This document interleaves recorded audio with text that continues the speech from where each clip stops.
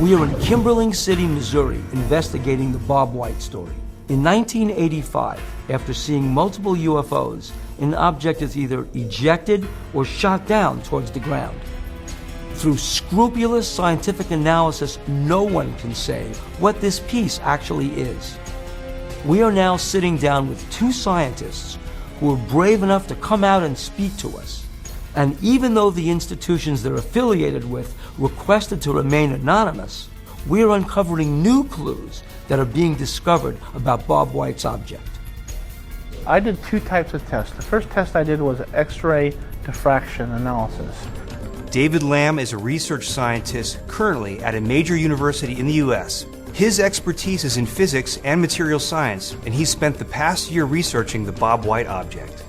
What's very unique about this is we have what's called an amorphous peak here. And that amorphous peak tells me that this is a polycrystalline semiconductor. What's the significance of that? I mean, how anomalous is that? You don't find that in aircraft aluminum. Where do you find it? I'm not aware you find it anywhere. Another thing that's very unusual in this is it has silver in it, and a very high percentage of silver, about 4.3% silver.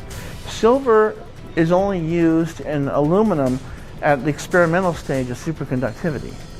If you spray the surface of aluminum with silver, then you enhance superconductivity. Superconductivity is a phenomenon in some metals that occurs at very low temperatures, resulting in absolutely zero electrical resistance and excludes the interior magnetic field. This means that an electric current introduced to the superconductor can flow and persist freely and indefinitely without any added power source. Let's say you fire a bullet through a magnetic field, well, it's going to experience drag. But what if that bullet was able to superconduct? It would expel the magnetic field, and that bullet would not slow down. It would not experience any kind of drag.